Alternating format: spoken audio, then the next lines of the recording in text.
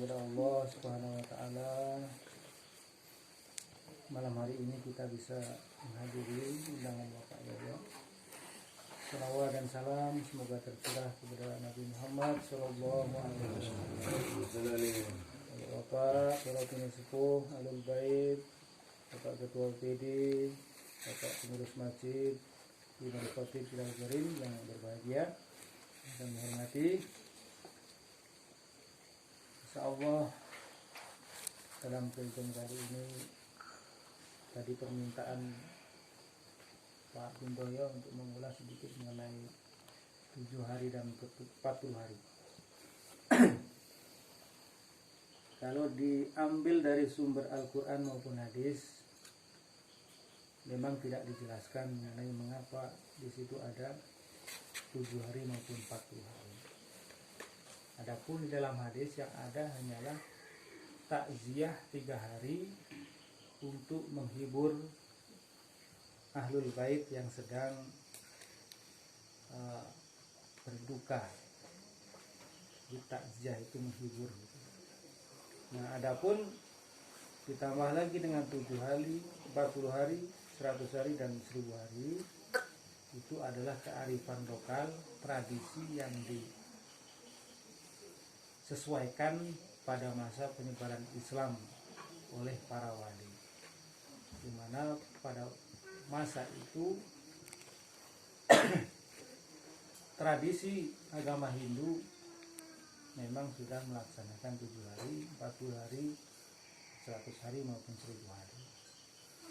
Jadi perkawinan antara Islam dengan tradisi Hindu maka membuat mudah agama Islam itu masuk ke Nusantara ini. Itulah sekelumit kearifan lokal yang ditambah dengan nilai-nilai agama Islam. Ya, akhirnya pada hari ini Islam itu mudah diterima di Indonesia. Berbeda dengan di negara yang lain, maka Islam itu banyak disebarkan melalui peperangan. Maka di Indonesia relatif agak sedikit menyesuaikan dengan tradisi yang lama. Bahkan ada sebuah pendapat ulama maka mempertahankan tradisi yang lama yang dipandang baik dan menerima tradisi yang baru yang juga dipandang baik. Nah, itulah munculnya acara-acara seperti 3 hari, 40 hari dan lain-lain sebagainya. Kemudian inti daripada yang kita baca, Yasin, tahlil, kemudian surat Al-Ikhlas, Al-Falaq, An-Nas, sholawat dan lain sebagainya itu tidak lain, isinya adalah untuk meyakini, menguatkan tentang tauhid kita. Jadi semuanya itu menguatkan tauhid kita, baik tauhid kepada Allah maupun syahadah kepada Rasulullah Shallallahu Alaihi Wasallam. Nah, kita ambil contoh saja satu surat dari apa yang kita baca tadi, yaitu surat Al-Falaq. A'udzu billahi minasyaitonir rajim. Qul a'udzu birabbil falaq. Katakanlah, hai Muhammad, aku berlindung kepada Tuhan yang menguasai subuh. Nah, ini Allah mengajarkan kepada Nabi Muhammad untuk bertauhid dan berdoa, yaitu berlindung kepada Tuhan yang menguasai waktu subuh. Min syarri ma khalaq, dari kejahatan makhluknya. Kita diminta berlindung dari kejahatan makhluknya. Kemudian wa min syarri ghasikin idza waqab, dan dari kejahatan malam apabila telah gelap gulita.